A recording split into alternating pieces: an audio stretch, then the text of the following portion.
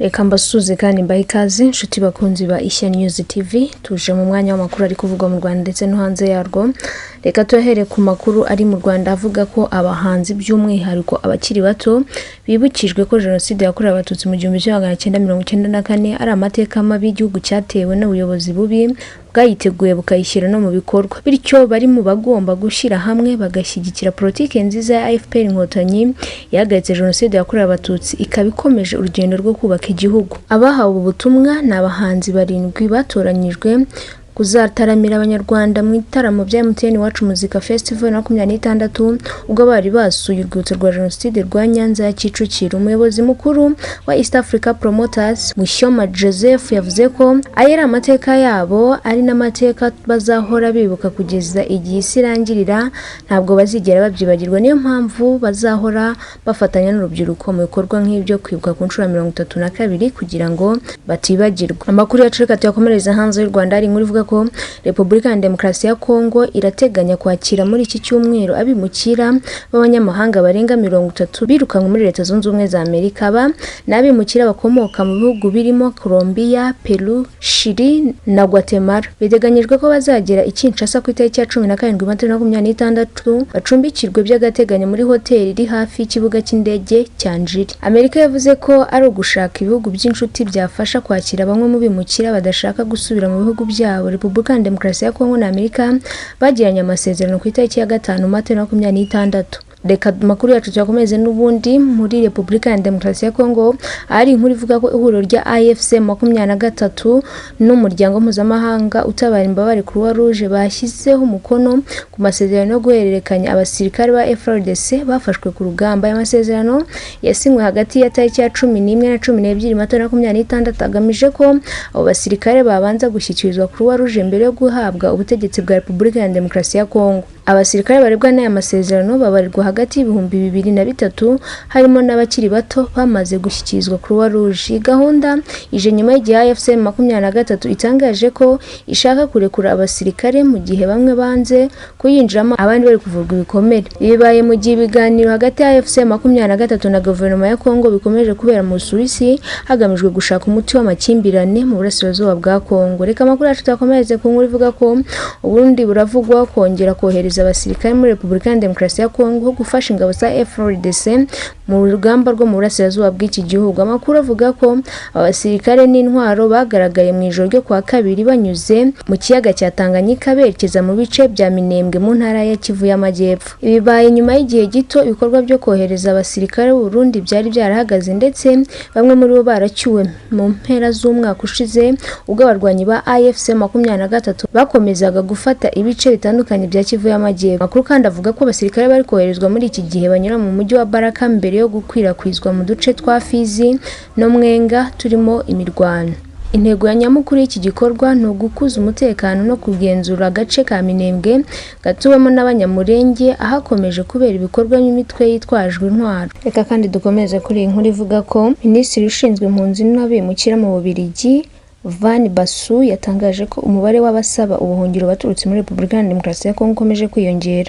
Mu ruzinduko ari kugirira muri Repubulika ya Demokarasi ya Kongo kuva ku itariki ya 13 Mata 2026 yavuze ko iki kibazo kiri mu byo agiye kuganiraho na leta y'iki gihugu. Yasobanuye ko umubare w'abanyekongo basaba ubuhungiro mu Bubiligi wavuye ku 1,150 mu mwaka wa 2023 ukajya ku 2,500 mu mwaka wa 2025. Mezi 3 ya mbere y'uyu mwaka gusa amaze kwakirwa barenga 450. Basu yavuze ko benshi muri bo baturuka i Kinshasa aho bavuye ko hatari intambara nk'iri mu burasirazuba bwa Repubulika ya Demokarasi ya Kongo, bityo hakaba hibazwa ku mpamvu batanga basaba ubuhungiro. Yanaburiye abatanga amakuru atari yo ko bashobora gufatwa, kwirukanwa mu Bubiligi cyangwa kubuzwa uburenganzira bwo gukora imirimo muri icyo gihugu. Bibaye mu gihe ibihugu byinshi by'Uburayi bikomeje gukaza ingamba ku kibazo cy'abimukira basaba ubuhungiro. Naho kandi mu yandi makuru, Perezida w'Ubufaransa Emmanuel Macron yasabye United States na Iran gusubukura ibiganiro by'amahoro vuba na bwangu nyuma y'uko ibiganiro biheruka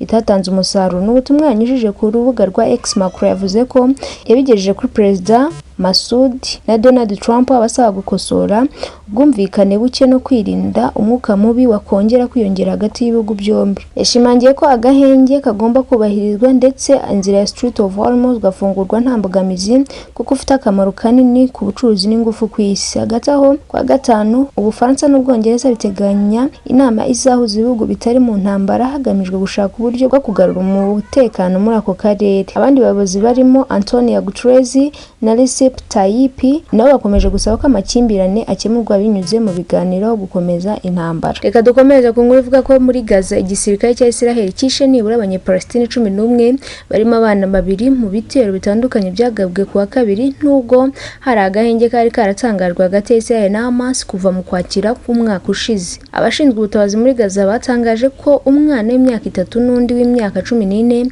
bari mu bishwe mu majyaruguru ya Gaza. Mu mujyi wa Gaza abantu 4 bishwe mu gitero kibasiye imodoka ya polisi, abandi benshi barahakomerekera. Hari n'ikindi gitero cyagabwe ku nkambi ya Chati cyahitanye abandi 5 nyuma y'uko drone ya Israel irashe ahari harateraniye abantu benshi. Minisiteri y'ubuzima muri Gaza ivuga ko kuva agahenge katangira abantu hafi 760 bamaze kwicwa, abarenga 2000 bagakomereka. Jenoside n'intambara byatangiye mu mwaka wa 2023 bivugwa ko imaze guhitana abantu barenga 72,000. Reka dukomeze ku nkuru ivuga ko igisirikare cya Leta Zunze Ubumwe za Amerika kishe abandi bantu 4 mu gitero cya kane cyagabwe ku bwato bwo mu nyanja ya Pasifika y'Iburasirazuba mu minsi 4 ishize. Ubuyobozi bw'ingabo za Amerika zishinzwe ibikorwa muri Amerika y'Amajyepfo n'akarere ka Karayibe bwatangaje ko abo bishwe bakekwaho gucuruza ibiyobyabwenge ariko nta bimenyetso byashyizwe ahagaragara. Video yasohowe n'izo ngabo igaragaza ubwato bwahagaze buraswaho misile bugaturika. Ibi bitero byatumye umubare wamaze kugwamo kuva muri Nzeri ushize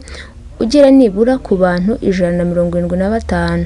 Hari impungenge z'abahanga mu mategeko n'imiryango iharanira uburenganzira bwa muntu bavuga ko ibyo bitero bishobora kuba ibikorwa binyuranyije n'amategeko mpuzamahanga. Reka dukomeze ku nkuru ivuga ko nibura abantu 30 bamaze kwitaba Imana mu muvundo wabereye mu majyaruguru ya Haiti, aho abayobozi bavuga ko umubare w'abapfuye ushobora kugomeza kwiyongera. Umuvundo wabereye ku kigo ndangamateka cya Kitade Rafiel, igihome cyubatswe mu ntangiriro z'ikinyejana cya 19 nyuma y'ubwigenge bwa Haiti, aho abo bantu bari bateraniye. Abanyeshuri benshi bari baje kwizihiza ibirori ngarukamwaka bibera kuri icyo gihome gisurwa cyane n'abakerarugendo kandi kiri mu rutonde rw'umurage w'isi rwa UNESCO kuva mu mwaka wa 1982. Minisitiri w'intebe wa Haiti Alex Didier Fils yihanganishije imiryango yabuze abayo, avuga ko igihugu kiri mu gahinda gakomeye.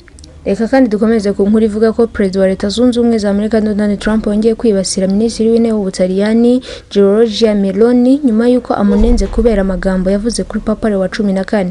Bibaye nyuma y'uko Papa Leo wa 14 anenze Amerika na Israel ku ntambara byashoze kuri Iran, asaba ko haba ibiganiro by'amahoro hagamijwe kurengera abasivile. Trump yavuze ko Papa adafite ubumenyi buhagije kuri politike mpuzamahanga kandi ko adakwiriye kunenga iyi ntambara. Trump yanavuze ko yagize uruhare mu gutuma Papa Leo atorwa mu mwaka wa 2025 kubera ko ari we munyamerika wa mbere uyoboye Kiliziya Gatolika. Kuva ku itariki ya 13 Mata, Giorgia Meloni yahise yamagana amagambo ya Trump avuga ko Papa afite inshingano zo guhagararira amahoro no kwamagana intambara yose.